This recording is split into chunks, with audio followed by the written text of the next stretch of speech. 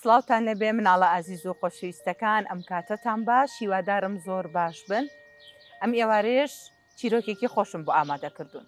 چیرۆکی ئەم ئێوارێمان لە ژێر ناونیشانی پاڵەوانەکانی کانی شیرین و داربەڕۆ پیرەکە. هەبوو نەبوو لە سەردەمێکی زۆر کۆنا هەر لەم نزیکانەیە لە دامێنی چیای بەرز و سەوزەکانی کوردستان گوندێکی زۆر جوان و دەڕەفێن هەبوو کە ناوی گوندی کانی شیرین بوو. ئەم گوندە هێندە جوان بوو، وەک ئەوەی وێنە کێشێک بە جوانترین شێواز وێنەی کێشابێ دیار بوو. ئاسمانی هەمیشە شین و ساڵ بوو. دارەکانی پڕ بوون لە گەڵای سەوز و لە ناوەڕاستی گوندەکەشدا کانیەک هەبوو کە ئاوەکەی ئەوەنە پاک و سازگار و سار بوو تامەکەی وەکو هەنگوین شیرین بوو لە لای خەڵک. لە گوندی کانی شیرین خوشک و برایەکە ژیان بە ناوی ئاسۆ و ڤیان. ئاسۆ کوڕێکی زۆر چالاک و چاوگەش بوو، تەمەنی 8 ساڵ بوو. ڤیانیش کچێکی زۆر زیرەک و مهرەبان بوو، تەمەنی 10 ساڵ بوو. ئاسۆ و ڤیان زۆر عاشقی سروشت بوون. هەموو بەیانێکە لە خەو هەڵئەستان گوێیان لە جریوەی پاساریەکانە گرت و بۆنی گوڵەباخەکانی حەوشەکەی خۆیان هەڵئەمژی. باشترین کاتی ڕۆژ بۆ ئاسۆ و ڤیان ئەو کاتە بوو کە ئەچوونە دەرەوەی گوندەکە بۆ ناو دارستانە بچووکەکەی کە لە نزیک کانیەکە بوو. لەوێ یاریان لەگەڵ پەپوولەکانە کرد و سەیری مێرولەکانیان ئەکرد کە چۆن دەنکە گەنمیان ئەگواستەوە و گوێیان لە دەنگی ئاوەکە ئەگەر کە بەسەر بەردەکانە تێپەڕین و ئەوانیش بەردەوام گۆرانیانەوت. لە ناوەڕاستی ئەو دارستانەیە دارێکی زۆر گەورە و کۆن هەبوو. جۆرەکەی داربەڕوو بوو. خەڵکی گوندەکە پێیان ئەوت مامدەروێش. مامدەروێش لە قوپۆپەکانی ئەوەنە گەورە بوون کە سێبەرێکی زۆر گەورەی دروستە کرد. هەروەها سەدان چۆلەکە و سمۆرە لەسەر لقەکانی ژیانیان بەسەرە برد.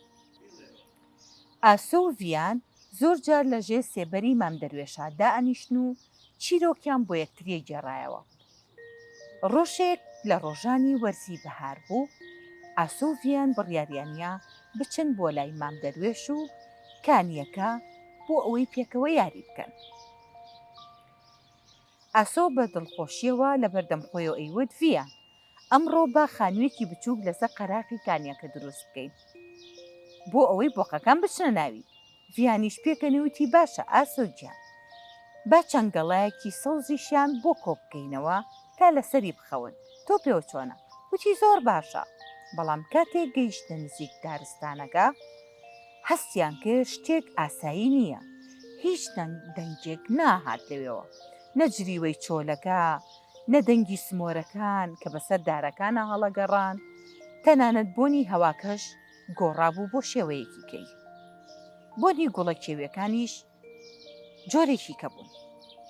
کە زیاتر چوونە پێشەوە ئاسۆ و ڤیان لە جێگەی خۆیان وشک بوون. ئەوان چاویان پڕ بوو لە فرمێسک. ئەو شوێنە جوانەی کە هەمیشە یاریان لێ ئەکرد زۆر جوان بوو بەلایەنەوە بە تەواوەتی وێران ببوو. خەڵکانێک کە بۆ سەیران هاتەبوون بۆ ئەوێ دوای خۆیان پاشماوەیەکی زۆریان بەجێهێشتە بوو لەو خۆڵ و خاشاکانەی کە لێیان مابەوە. زەویەکە پڕ بوو لە کیسی پلاستیکی، هەروەها لە شوشەی شکاو و قوتووی شەربەت و هەروەها قاپی پلاستیکی و پاشماوەی خواردنەکانیان. ئەوەی لە هەمووی خەمناکتر بوو کانیە شیرینەکە بوو کە ئاوە پاکەکەی ئیتر هەردیار نەمابوو، چونکە پڕ کرابوو لە نایلۆن و خۆڵ و خاشاک. ئاوەکە ڕەنگی گۆڕابوو بۆ قاوەی و تەنانەت بۆنێکی زۆر ناخۆشی لێهات. ئاسۆ بە دەنگێکی خەمبارەوە وتی ڤیان، سەیری ئێرە بکە، بەشە پێم ناڵێ خەڵکی بۆچی ئاواکەن؟ ئەی ئێستا ئاژەڵەکان ئاو لە کێو بخۆنەوە. ڤیان دەستی بەسەری ئاسۆیە هێنا وتی نازانم ئاسۆ گیان، بەڵام ئەمە کارێکی زۆر خراپە. زەوی ماڵی هەمومانە، ئەگەر بێت و پیسی بکەین هەمومان نەخۆشەکەوین و زیانمان بەرەکەوێت. لەم کاتەیە گویان لە دەنگێکی نزم و گڕ بوو کە ئەیوت ئاخ هەر ئەیوت ئای هەناسەم تەنگ بووە. کاتێک ئاوڕیان نیایەوە سەیری هەموو لایەکیان کرد. ئاسۆ بە ترسەوە پرسی ئەوە کێ دەنگیەت؟ کێ لەوەیە؟ دەنگەکە دیسان هاتەوتی منم، مام دەروێشم، دار بەڕوە پیرەکە.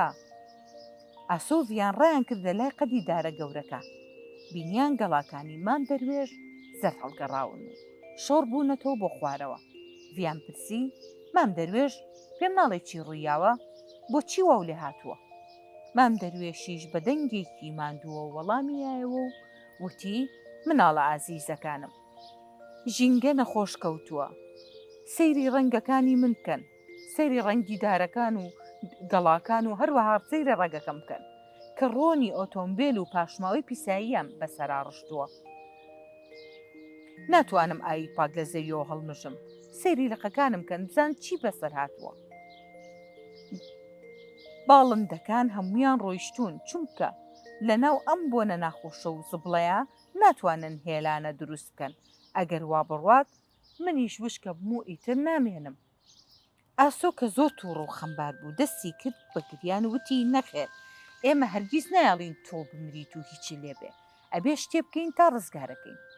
ڤیان کە کچێکی ژیر بوو بیری کردەوتی ئاسۆ گیان سوودی نییە، ئەبێ کارێ بکەین بۆ مام دەروێش. وتیان مام دەروێش مەترسە، ئێمە هەرگیز ناهێڵین هیچە بەسەر بێ، ئەبینە پاڵەوانی پاراستنی تۆ و هەروەها کانیەکە. ڤیان دەستی ئاسۆی گرت و بە خێرایی گەڕانەوە بۆ ناو گوندەکە. ڕاستە و خۆچوون بۆ لای مامۆستا ڕابەر. مامۆستا ڕابەر پیاوێکی پیر و دانا بوو کە مناڵەکانی گوندی فێری خوێندن و نووسین و خۆشەویستی نیشتیمان و هەروەها ژینگا کرد. ڤیان بە هەناسە بڕکیەوە هەموو شتێکی بۆ مامۆستا ڕابەر گێڕایەوە و تێگەیان. باسی زبڵەکان و ئاوە پیشەکە و هەروەها باسی نەخۆشکەوتنی مام دەروێشیشی بۆ کرد. مامۆستا ڕابەر چاویلکەکەی سەر لوتی چاک کردووتی ئافەرین کە ئێوە ئەوەنە هەستان بە بەرپرسیارەتی کردووە، لەبەرەوەی ژینگە دایکی دووەمی ئێمەیە. ئەگەر جلەکانمان پیس بێت ئەتوانین بیانگۆڕین، بەڵام ئەگەر زەوی و ژینگەمان پیس بێت ناتوانین بچینە سەری و یاخۆت بچینە سەر هەسارەیەکی تر بشین، لەبەرەوەی ئێمە شوێنمان لەسەر زەویە، نابێت لە دەستی بین. مامۆستا ڕابەر زەنگی قوتابخانەکەی لیا و هەموو مناڵەکانی گوندەکەی بانگ کرد، وەک ژیلوان و نیان و هەڤاڵ و نەورۆز هەمویان کۆبوونەوە. خەڵکە گەورەکانی شاتنە دەرەوە بزانن چی بووە. ئاسۆ چوە سەر بەردێکی بەرز و بە دەنگێکی بەرز هاواری کرد وتی هاوڕێیان، کانی شیرین و مام دەروێش پێویستیان بە یارمەتی هەمومانە. دارستانەکەمان پڕ بۆ لە خاشاک و ژینگە خەریکە لە ناوەچێ، کێ ئامادەیە لەگەڵمان بێ بۆ ئەوەی کە پاکی بکەینەوە، ڕزگاری بکەین. هەموو مناڵەکان بە یەک دەنگ هاواریان کرد ئێمە هەمومان ئامادەین یەین یارمەتیتانین بۆ ئەوەی کە ژینگەکە پاکەینەوە. خەڵکەکەش بە دوای ئەوانە بڕیاریان نا کە یارمەتیان بن. خێرا هەمویان دەستەوانی ئەسووریان لەدەست کرد و توورەکەی گەورەی زبڵ و گسکیان هێنا و بەرەو دارستانەکە بەڕێکەوتن. کاتێگەیشت نەوێ مامۆستا ڕابەر کارەکانی دابەشکرد بەسەر هەریکێکیانە. کۆمەڵی یەکەم بە سەرپەرشتی ڤیان ئەرکیان کۆکردنەوەی شوشە و پلاستیک بوو تا دواتر ببرێن بۆ کارگەی دووبارە بەکارهێنانەوەی زبڵەکە. کۆمەڵی دووەم بە سەرپەرشتی ئاسۆ چوونە ناو کانیەکە و بە وریاییەوە دەستیان کرد بە دەرهێنانی تای کۆن و نایلۆن و هەموو ئەو خۆش خاشاکانەی کە خراپبوونە ناو کانیەکەوە. کۆمەڵی سێمیش دەوروبەری مام دەروێشیان پاک کردەوە و خۆڵێکی نوێ و پاکیان بۆ برد تا دووبارە ڕێگەکەی بە جوانی بشێتەوە. مناڵەکان و گەورەکان وەک مێرولە کاریانە کرد، هەرچەنە ماندووە بوون بەڵام پێکەوە گۆرانیان ئەوە تا ماندوێتیان بڕەوێتەوە. ئاسۆ تەنەکەیەکی گەورەی لەناو ئاوەکە دەرهێنا کە سێ بۆقی تیاگیر خواردە بوو. بە دەرهێنانی تەنەکەکە بۆقەکان بازێکی گەورەیان ناو چوونە ناو ئاوەکەوە وەک ئەوەی سوپاسی ئاسۆ بکەن. ڤیانی هەموو کیسی چپس و نایلۆنەکانی خستە ناو تورەکە ڕەشە گەورەکان و تا نەیان بات و ژینگە پیس نەکا. دوای چەند کاتژمێرێک کارکردن بەردەوام نزیک کاتی ئێوارە بوو. کارەکان تەواو بوون. ئەگەر ئێستا سەیری شوێنەکە و بکردایە بڕوات ناکرد کە هەمان ئەو شوێنە پیسە بوو کە ئاسۆڤیان پێشتر بینی بوویان. زەویەکە زۆر خاوێن بوو، گەڵا سەوزەکان دەرکەوتن و ئاوی کانیەکە خەریک بوو هێواش هێواش خاوێنە بۆەوە. دووبارە ڕەنگە شین و ڕووناکەکەی خۆی دەرکردەوە لە ناکاو جری و جری و دەنگی چۆلەکە دەستی پێکرد.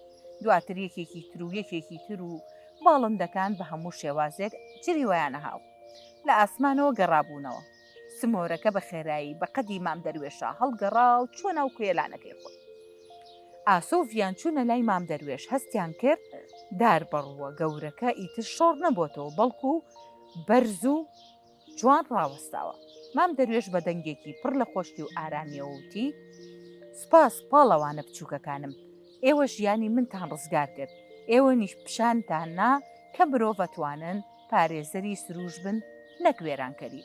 هەرگیز ئەم چاکێتان لەبیر ناکەم. ئاسۆ بە زەردەخەنەوە وتی: مام دەروێش، ئێمە بەڵێنەین کە هەمیشە ئاگامان لێرە بێ، هەم لە تۆ هەم لە کانێکۆ و تەواوی ژینگەکە. بۆ ئەوەی جارێکی تر کەس ئەو شوێنە پیس نەکا، مامۆستا ڕابەرو مناڵەکان تابلۆیەکی دارینی گەورە و جوانیان دروست کرد لەسەر قەراغی کانیەکە و چەقانیان. لەسەر تابلۆکە بە ڕەنگێکی جوان نووسرا بوو: ژینگە ماڵی هەمووانە، پاراستنی ژینگە پاراستنی ژیانە. تکایە پاشماوەکانتان لەگەڵ خۆتان بەرنەوە و سروش مەڕەنجێنن.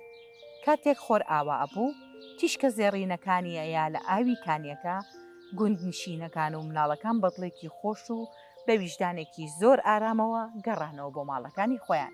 ئاسۆڤیان بوونە پاسەوانی سروشت و لە گوندی کانی شیرین ئەوان نەک هەر خۆیان زبڵیان فڕێنە ئەیە، بەڵکو فێری هەموو ئەو کەسانشتیانە کرد کە سەردانی ئەوێکن و هەموو هاوڕەکانیان کە هەرگیز خۆڵ و خاشاک فڕێنەیەنە سەر زەویەکە.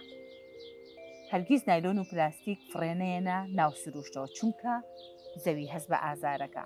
ئیتر گوندی کانی شیرین هەمیشە بە پاکی مایە و دار بەڕۆکان گەورەتر بوون و ئاوی کانیەکە زیاتر بوو. ئاسۆڤیانیش هەموو ڕۆژێک لە ژێر سێبەری مام دەروێشە بە دڵخۆشیەوە وەک پێشووتر یاریانە کرد و چیرۆکیان بۆ یەکترێ گێڕایەوە.